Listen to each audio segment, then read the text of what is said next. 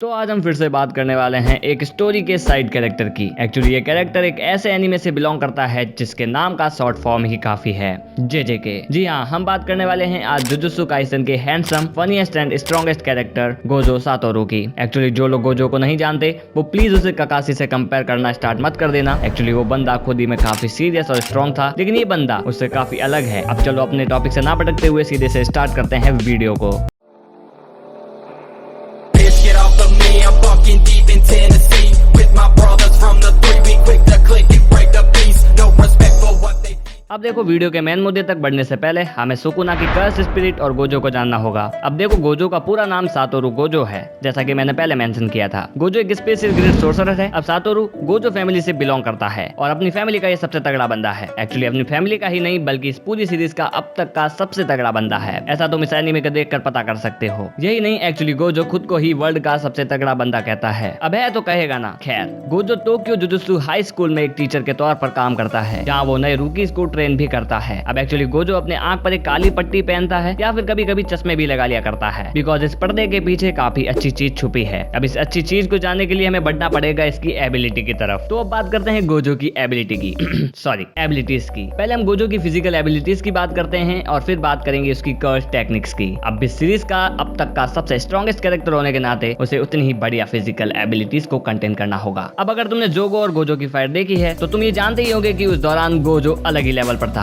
हाँ, वो अपनी एबिलिटीज का कुछ ही % यूज करता है, लेकिन वहाँ उसके स्पीड और रिफ्लेक्सेस देखने लायक थे। अब फिजिकल लुक में वो इतना खतरनाक नहीं दिखता, but he has brutal strength and high speed. Actually जोगो एक स्पेशल ग्रेड कर्स स्पिरिट है, लेकिन अपनी एक लात से ही गोजो उसे काफी दूर फेंक देता है। वहीं एनीमे में भी उसकी स्पीड इतनी ज्यादा तेज है कि जोगो की फाइट के दौरान उसे देख पाना काफी मुश्किल होता है। अब ये बात तो हुई उसकी फिजिकल एबिलिटीज की, लेकिन अब बात करते हैं उसकी कर्स टेक्निक्स की। उसके कर्स मूव्स कुछ इस प्रकार से हैं: immense curse energy, reverse curse technique, black flash curse technique blue and maximum curse technique, reversal red, hollow technique purple and barrier techniques में अनलिमिटेड वॉइड। अब एक्चुअली यहाँ मैं सारी टेक्निक्स की बात नहीं करूंगा, मैं उन्हीं की बात करूंगा जो जरूरी है और एपिसोड्स में दिखा रखी हैं। सो पहले बात करते हैं रिवर्स कर्स टेक्निक की। अब एक्चुअली गोजो काफी ज्यादा कर्स एनर्जी कंटेन करता है, वहीं ये मूव काफी कम लोग ही कर पाते हैं। एक्चुअली इस टेक्निक से सोर्सरर अपने आप को हील कर पाते हैं, वहीं गोजो इससे अपनी खोई हुई स्ट्रेंथ को भी वापस ला सकता है। अब गोजो की फैमिली की टेक्निक लिमिटलेस। एक्चुअली ये एबिलिटी उसे स्पेस के थ्रू कर्स एनर्जी को मैनिपुलेट करने की क्षमता देती है,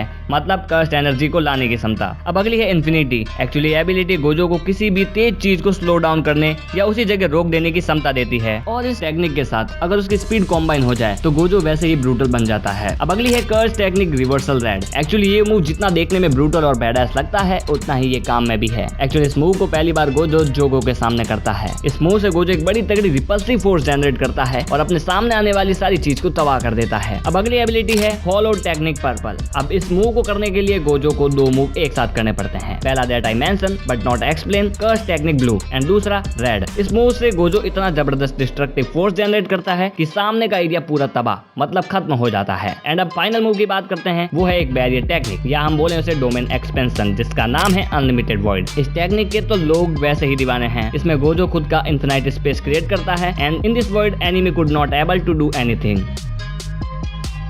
अब बात करते हैं सुकुना की। एक्चुअली अभी तक हमें सुकुना की ट्रू पावर्स मालूम नहीं है, बट तुम इतना समझ लो कि पूरे जेजेके का सबसे खतरनाक और पुराना कर्स स्पिरिट सुकुना है। वहीं सुकुना काफी पुराना है तो करंट टाइम में एग्जिस्ट नहीं कर सकता, बट उसकी फिंगर्स के थ्रू वो फिर आ सकता है। एक्चुअली करंट टाइम में उसका वेसल इतादोरी यूजी है, बट मान लीजिए कि गोजो ही सुकुना की फिंगर्स खा ले तो क्या ही होगा।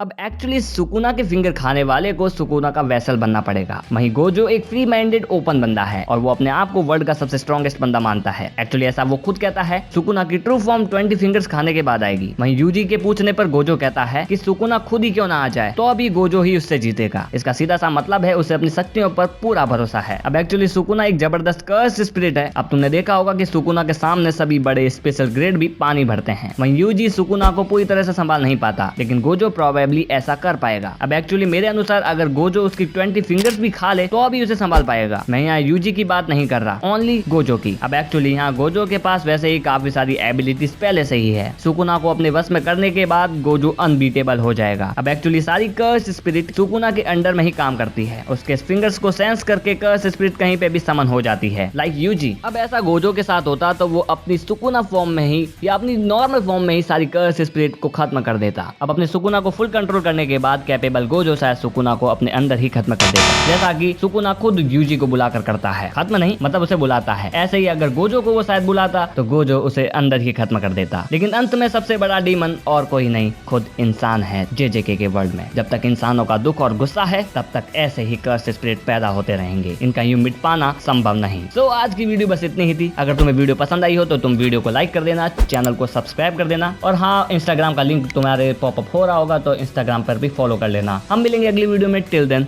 बाय।